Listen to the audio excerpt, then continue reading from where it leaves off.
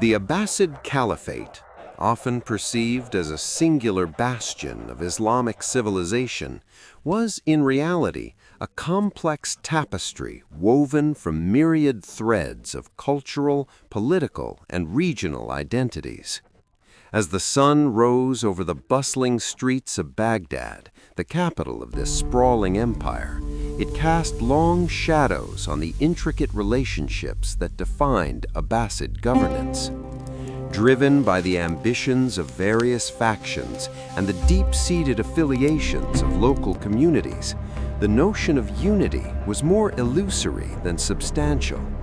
In this era, the Caliphate was not merely a political entity, it was a crucible of conflicting desires, a reflection of the diverse peoples who inhabited its vast territories, and a stage upon which the fragile equilibrium of power played out. The cultural mosaic of the Abbasid realm was composed of Arabs, Persians, Turks, Berbers, and countless other ethnic groups, each carrying their own languages, customs, and traditions. In the heart of Baghdad, the echoes of Persian poetry blended with Arab storytelling, creating a rich dialogue that transcended ethnic boundaries. This cultural syncretism was evident in the grand libraries and glittering schools of learning established throughout the empire, where scholars and poets gathered to exchange ideas. Yet this flourishing of intellect and artistry was not without its tensions. The very diversity that enriched the Caliphate also sowed seeds of discord. Consequently, regional identities began to assert themselves, often at odds with the central authority of the Caliphate. As local leaders sought to leverage their unique cultural heritages, the Abbasid rulers struggled to maintain a cohesive political structure. The emergence of regional governors, or emirs, presented a double-edged sword. On one hand, these leaders were instrumental in administering distant provinces, ensuring the flow of resources and the collection of taxes that sustained the Caliphate's grandeur. On the other hand, their growing autonomy threatened to undermine the central authority. A letter penned in the waning days of the 9th century from a provincial governor in Egypt lamented the challenges of governing a land where the loyalty of the populace was often more to their local leader than to the distant caliph. This struggle for allegiance underscored the fragility of Abbasid unity and foreshadowed the inevitable fragmentation that would follow. The political landscape was further complicated by the rise of factions, each with its own vision for the future of the empire. Emerging from the shadows of the Caliphate, groups such as the Abbasid loyalists, the Umayyad remnants, and the burgeoning Shia factions began to vie for power, each believing fervently that their interpretation of Islam and governance was the path to a more just society. Driven by this fervor, political intrigue became commonplace, with alliances formed and broken in a matter of months. The clandestine dealings of these factions often found their way into the public consciousness, igniting passions and fears among the populace. A young merchant whose family had been loyal supporters of the Abbasid cause for generations found himself caught in the crossfire of shifting allegiances, torn between the ideals of loyalty to the Caliphate and the growing appeal of a more localized governance. The complex interplay of governance within the Abbasid Caliphate, therefore, emerged as a narrative of both ambition and disillusionment. The Caliphate's attempts to impose a singular authority were met with resistance from local identities that yearned for recognition and autonomy. Consequently, the political structure began to resemble a patchwork quilt, with each square representing different regional interests and cultural imperatives. The challenge of balancing these diverse voices manifested in the elaborate court politics of Baghdad, where intrigue flourished and the specter of rebellion loomed ever closer. An ornate manuscript from the archives of the Caliphate, detailing the day-to-day operations of its governance, reveals a rhythm of decision-making fraught with tension, a delicate dance of persuasion and coercion that sought to placate rival factions while maintaining a semblance of order. Yet at the heart of this complex governance lay a pivotal moment that reshaped the future of the Abbasid Caliphate. In the year 861, the assassination of the Caliph Al-Mutawakkil set off a chain reaction of events that would ultimately fracture the empire. His death, stemming from the intrigues of the very factions that had once been his allies, revealed the precariousness of power in a landscape where loyalty was as ephemeral as the desert wind. Had Al-Mutawakkil taken a different approach to governance, fostering alliances with the regional emirs rather than alienating them, the course of history might have shifted dramatically. However, the cracks in the facade of unity had already begun to widen, and the ambitions of regional leaders were poised to exploit this moment of vulnerability. As the years unfolded, the burgeoning regional identities continued to assert themselves, and the Abbasid Caliphate's inability to adapt to this reality precipitated its decline. By the late 9th century, alternative power structures were emerging, such as the Fatimids in North Africa and the Samanids in Persia, further fracturing the empire's once unstoppable advance. The story of the Abbasid Caliphate is not merely a one of lost territory or weakened authority. It is a testament to the fragility of unity amid diversity, a reality that resonates throughout history. The echoes of its internal struggles foreshadowed the challenges that would face future empires, reminding us that the quest for coherence in a diverse landscape is often the precursor to disunity. In retrospect, the legacy of the Abbasid Caliphate serves as a poignant reminder of a collective psychological state that emphasized both aspiration and fragmentation. The excitement of cultural exchange and scholarly achievement was forever tempered by the tensions of conflicting loyalties and ambitions. The narratives of individual lives intertwined within this vast empire reflect the human cost of governance and ambition, as exemplified by that young merchant whose dreams of prosperity were overshadowed by the swirling uncertainties of his world. In our contemporary context, the reverberations of this historical reality are still felt as modern nation-states grapple with the same complexities of unifying diverse identities under a common banner, a lesson in unity that remains as relevant today as it was over a millennium ago. The threads of cultural identity, regional pride, and political ambition continue to shape the landscape of our world, guiding us through the intricate tapestry of human experience. As the sun rose over Baghdad, casting a golden hue across the sprawling city, the Abbasid Caliphate found itself at a critical juncture.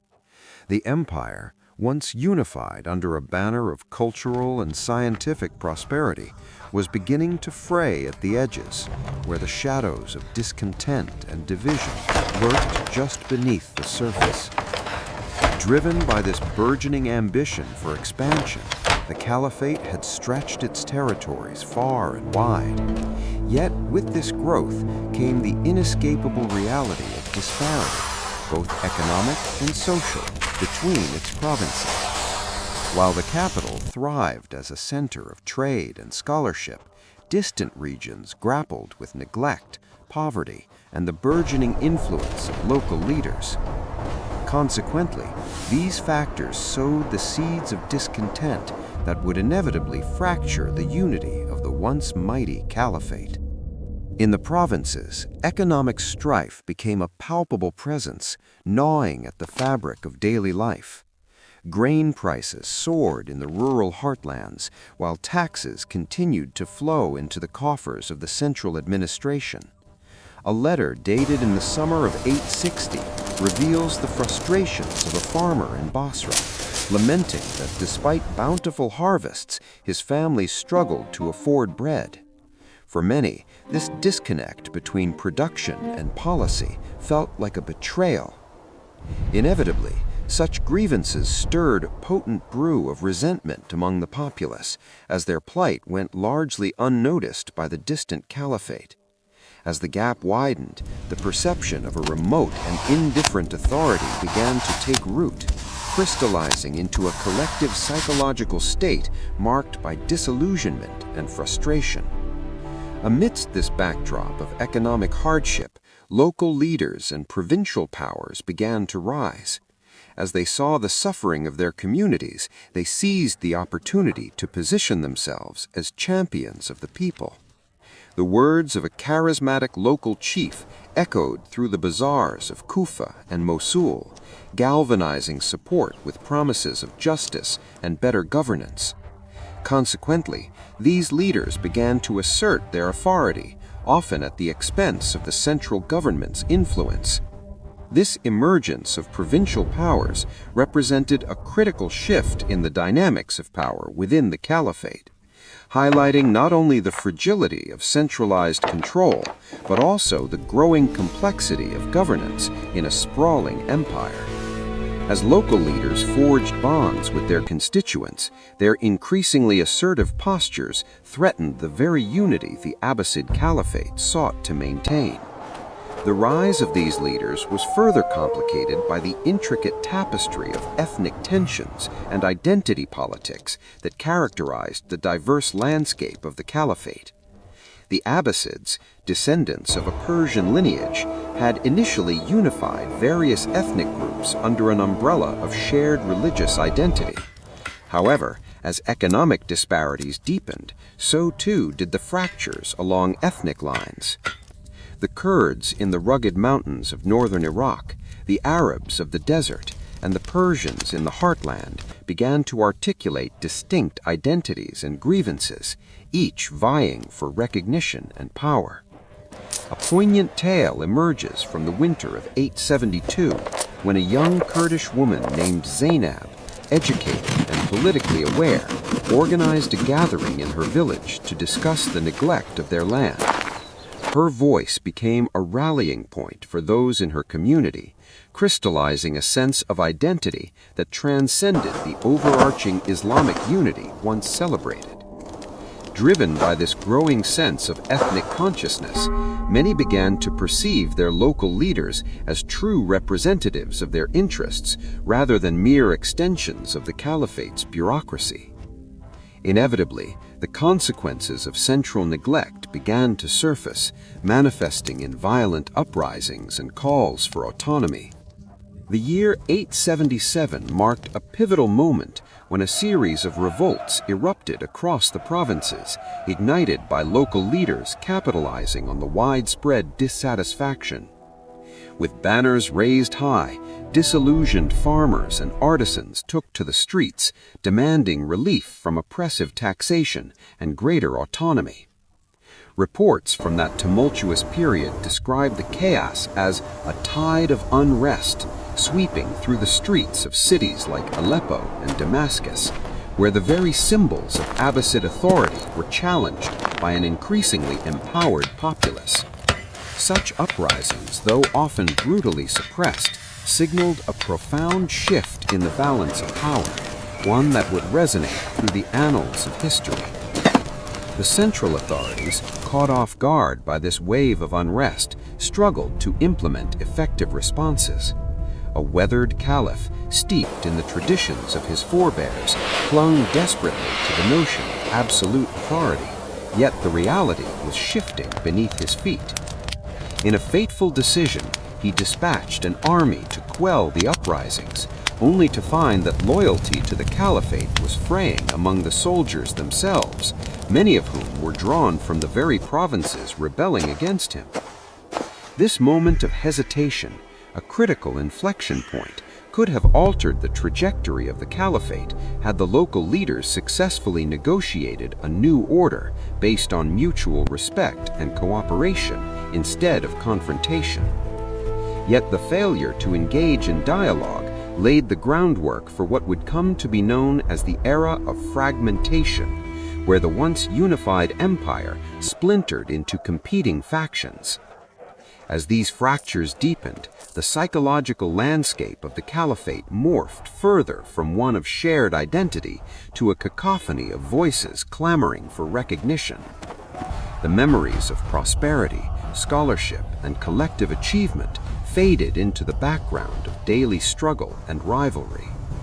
In this climate of anxiety and uncertainty, the seeds of discord continued to germinate, paving the way for future conflicts that would echo through the centuries. The legacy of this period, marked by rising local powers and ethnic assertions, reverberates even today, reminding us that the struggles for identity and governance, first etched into the annals of the Abbasid Caliphate, continue to shape modern nation-states in the region.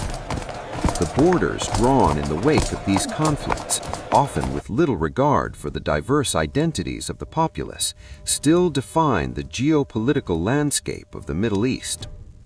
The seeds of discontent sown in the heart of the caliphate resulted not just in its fragmentation, but in a complex tapestry of identity that challenges and shapes contemporary societies, eliciting a sober reflection on the cost of neglect and the enduring quest for justice and recognition. As the sun dipped below the horizon, casting elongated shadows across the parched landscape of the Abbasid Caliphate, a palpable tension began to weave itself into the very fabric of society. This was a time marked not merely by discontent, but by a collective psychological state that simmered with frustration and ambition, reverberating through the bustling markets of Baghdad and the quiet villages of the south. The grandeur of the Abbasid Empire, once a beacon of culture and enlightenment, now appeared increasingly fragile, burdened under the weight of its vastness and the aspirations of various factions eager to carve out their own dominions. Driven by this disillusionment, disparate groups began to assert their influence, setting the stage for rivalries that would erupt into full-blown rebellions, most notably the Zanj rebellion and the rise of the Buyids. The Zanj rebellion, ignited in the late 9th century, was not simply a revolt against oppressive labor conditions, but a complex tapestry of social, economic, and racial grievances. The Zanj, enslaved Africans brought to work in the salt flats of southern Iraq, found their plight echoed in the hearts of the impoverished laborers across the region. Their uprising, which began in 869 under the leadership of the charismatic and resolute figure known only as Ali ibn Muhammad, was driven by a desperate desire for liberation and dignity. The rebellion's initial success was bolstered by the Zanj's profound knowledge of the marshy terrain, allowing them to navigate their environment with a cunning that took the Abbasid forces by surprise.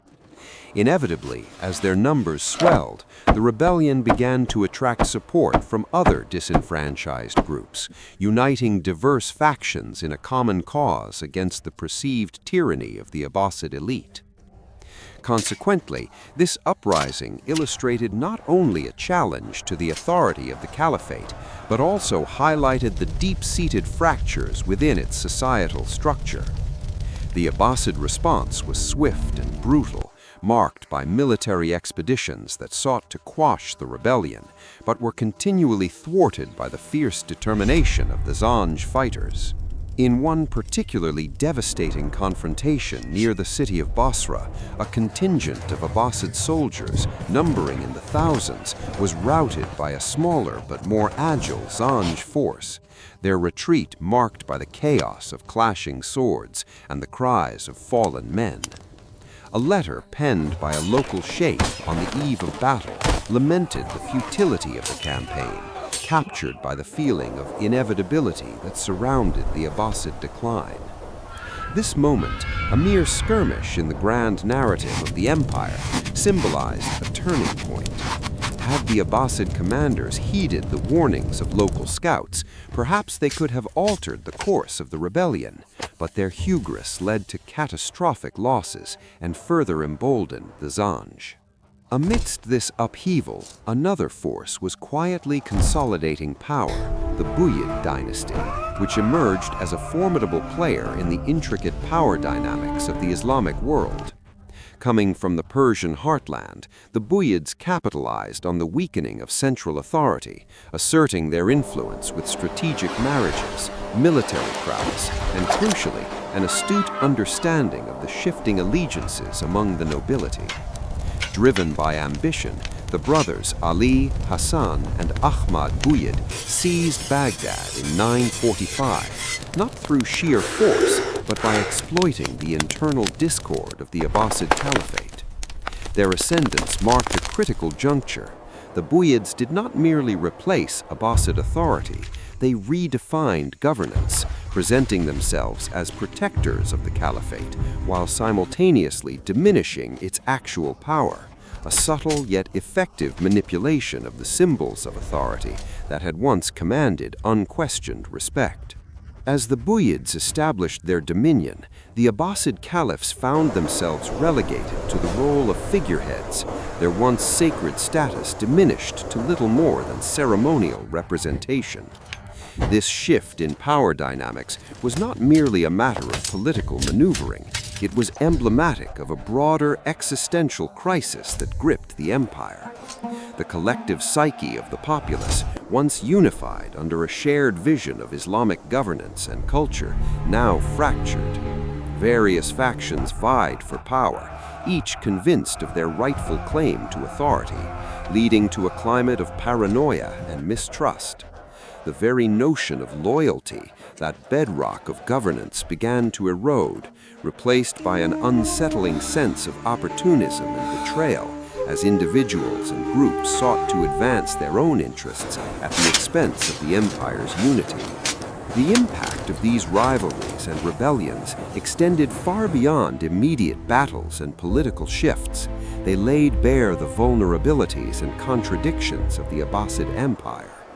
As uprisings like the Zanj rebellion and the ascendancy of the Buyids unfolded, they served as a mirror reflecting the discontent of the many.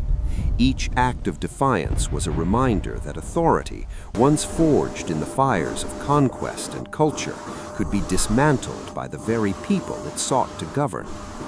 A weathered diary recovered from the ruins of a marketplace in Baghdad reveals the daily struggles of a merchant who, while watching the chaos unfold, penned a poignant observation. What is a caliph without the loyalty of his people? We are but shadows of our former selves, trapped in a cycle of hate and greed. Moreover, the interlacing of these rebellions and the emergence of new power structures not only transformed the political landscape, but also reshaped cultural and social dynamics.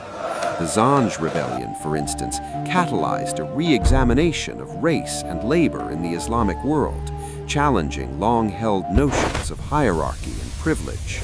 The Buyids, meanwhile, were instrumental in fostering a renewed interest in Persian culture, merging it with the Islamic tradition, an evolution that would have lasting implications for art, literature, and governance in the centuries to follow. This cultural amalgamation, however, was not without tension, as various factions within the empire wrestled for dominance in the narrative of what it meant to be part of the Islamic world.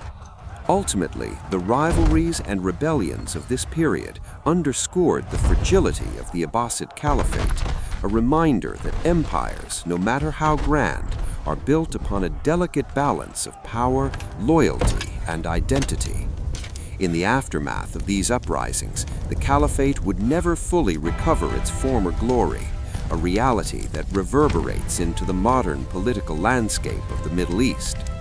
The legacies of these conflicts endure, whispering through the annals of history, illustrating that the quest for power and identity is a timeless struggle, echoing in the streets of today's cities, where the shadows of past rebellions continue to shape the contours of contemporary governance and social relations. In the winter of 1258, the sun cast a pallid glow over Baghdad, illuminating the splendor of a city that had once epitomized the zenith of knowledge and culture.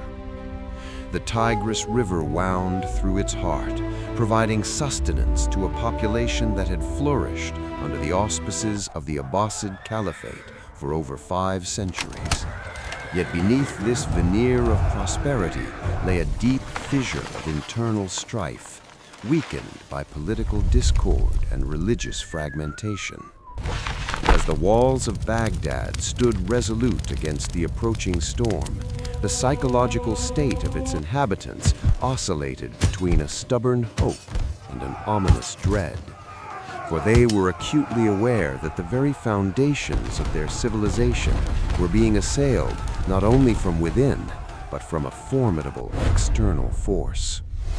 Driven by a desire to expand their dominion, the Mongol Empire, under the command of Hulagu Khan, had turned its gaze towards the Islamic heartland. Their strategy was meticulously crafted, seeking not just to conquer, but to obliterate the cultural identity that had long thrived in cities like Baghdad.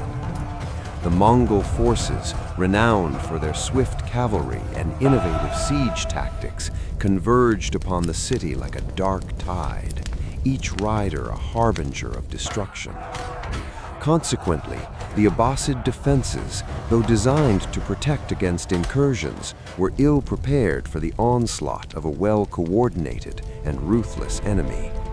The psychological warfare waged by the Mongols instilled a paralyzing fear among the populace, as rumors of atrocities committed against other cities preceded their arrival, sowing discord and confusion among the once unified citizenry.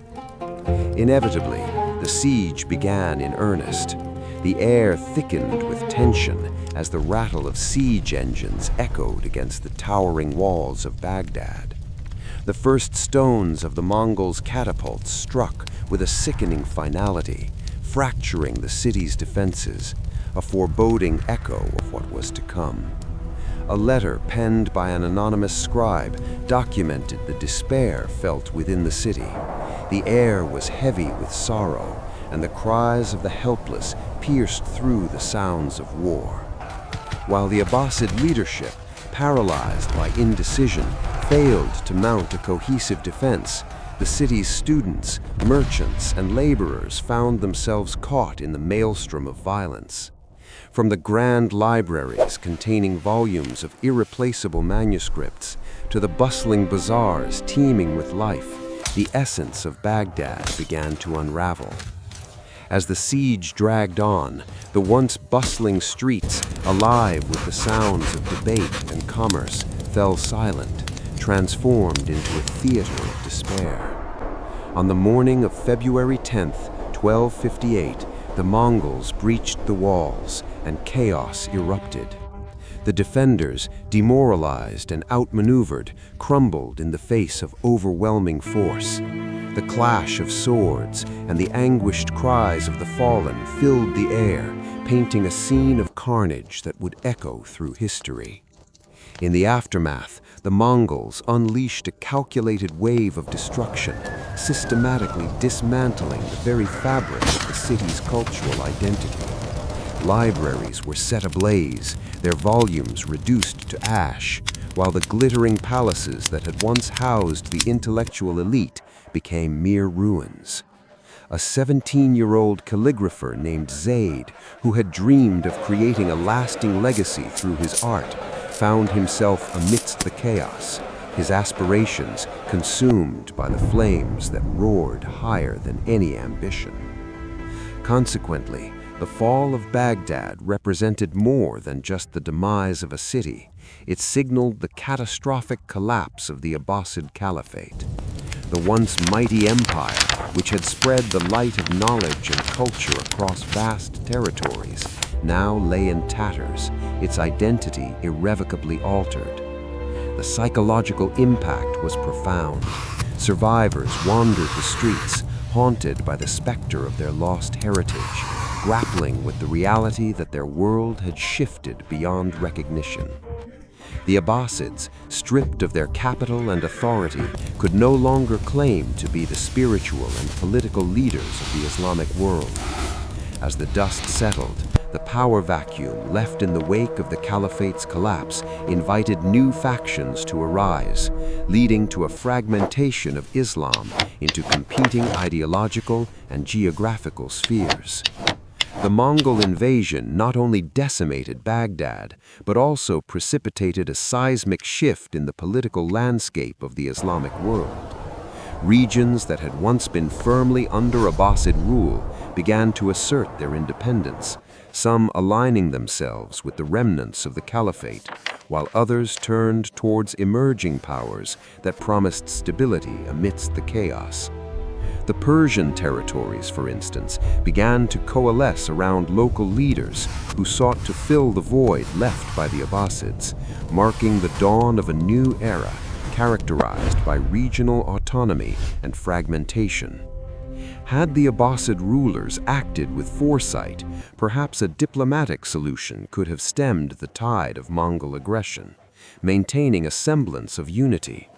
Instead, their inaction sealed their fate and ignited a cascading series of events that irrevocably changed the trajectory of Islamic history.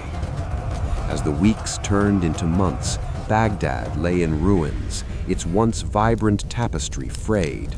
The consequences of the siege reverberated throughout the Islamic world, as the cultural and scientific advancements that had flourished under the Abbasids faded into obscurity.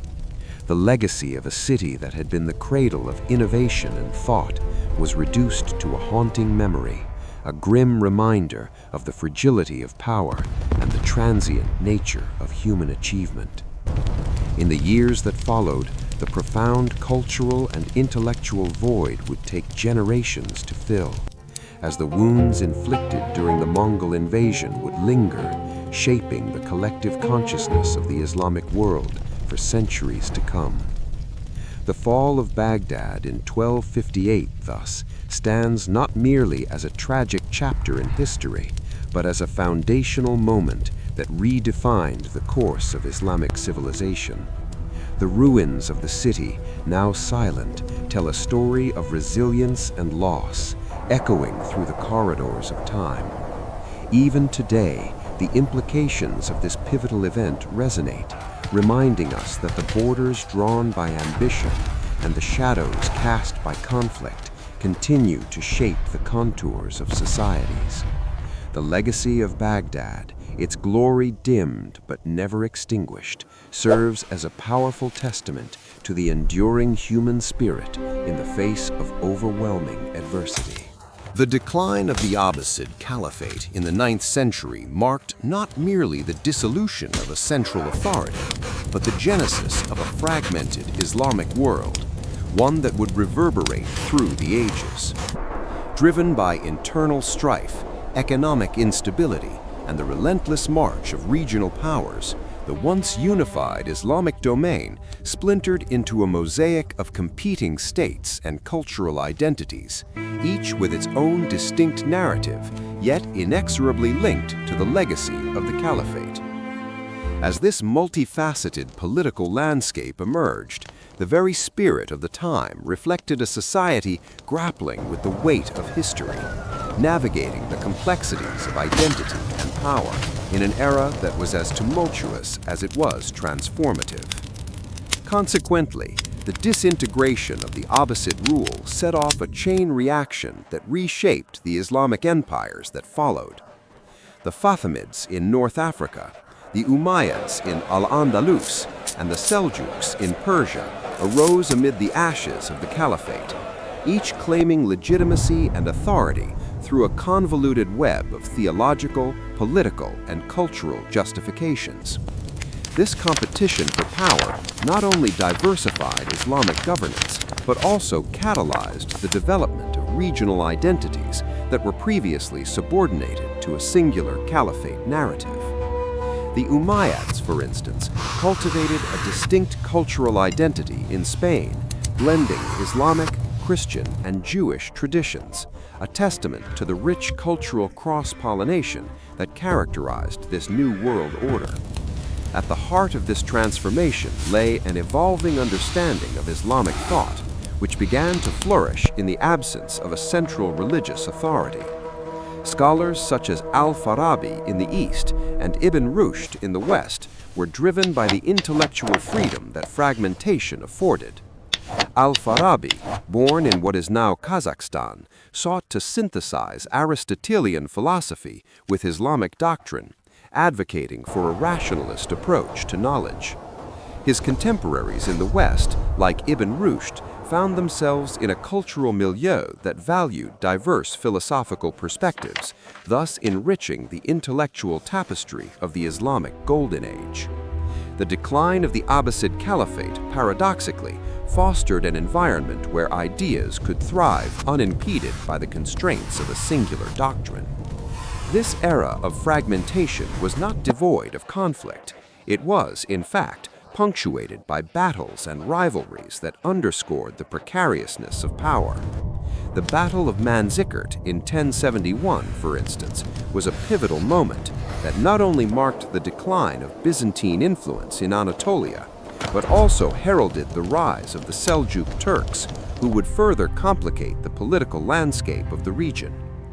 Had the Byzantine forces secured a decisive victory that day, the course of Islamic and European history might have taken a markedly different path, potentially staving off the rise of Turkish dominance and altering the trajectory of future crusades. Such moments of tension reveal the fragile threads upon which history hangs, often swayed by the whims of fate and fortune.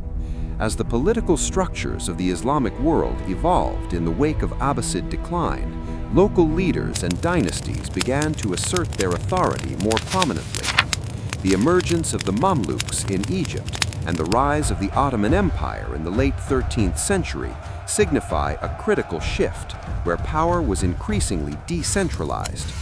Driven by a need for local governance amid the chaos of fragmentation, these entities not only filled the vacuum left by the Caliphate, but also laid the foundations for empires that would dominate the landscape for centuries. The Ottomans, in particular, would go on to unify much of the Islamic world under their expansive reign, yet their rise was intricately tied to the lessons learned from the Abbasid experience, an intricate dance of power, legitimacy, and cultural exchange that shaped their imperial ethos. Parallel to these political transformations was a profound cultural metamorphosis. The fragmentation of the Abbasid Caliphate allowed for a flourishing of artistic expression and innovation across the Islamic world.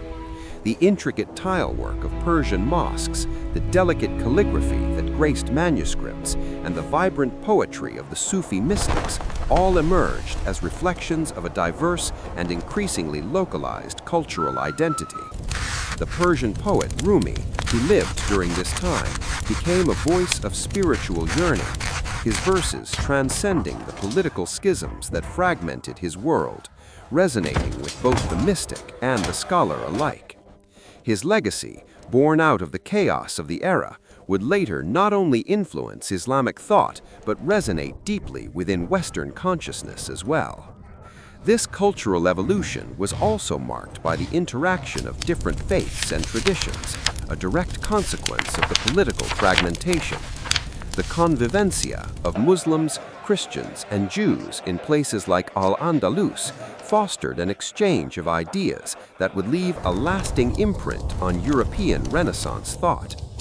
The libraries of Cordoba, filled with knowledge preserved by Islamic scholars, would later serve as a beacon for European intellectuals seeking to rediscover the wisdom of antiquity. Driven by the shared pursuit of knowledge, this intermingling of cultures formed a foundation for the development of modern scientific and philosophical inquiry, underscoring the legacy of the Abbasid Caliphate despite its decline. In the collective psyche of the Islamic world, the fragmentation engendered by the Caliphate's fall fostered a sense of duality, both despair over the loss of unity and hope in the emergence of new identities and ideas.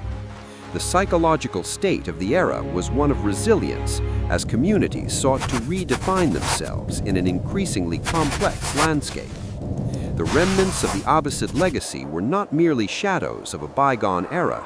They became the crucibles where new ideologies and movements would germinate, shaping the trajectory of subsequent empires and cultures. As the centuries unfolded, the legacy of the Abbasid fragmentation would continue to echo through history. The borders drawn by emerging powers, the cultural practices that evolved from this rich tapestry of identities, and the intellectual advancements forged in the fires of conflict would all serve as foundational elements in the story of the Islamic world. Even today, the political entities that emerged from this era can be seen reflecting the intricate dynamics of power, culture, and identity that began with the decline of the Caliphate. A border drawn in the aftermath of a power struggle still divides nations, echoing the consequences of fragmentation as the Islamic world continues to navigate its multifaceted legacy. A mosaic, fragile yet enduring, eternally marked by the legacy of fragmentation that shaped its very essence.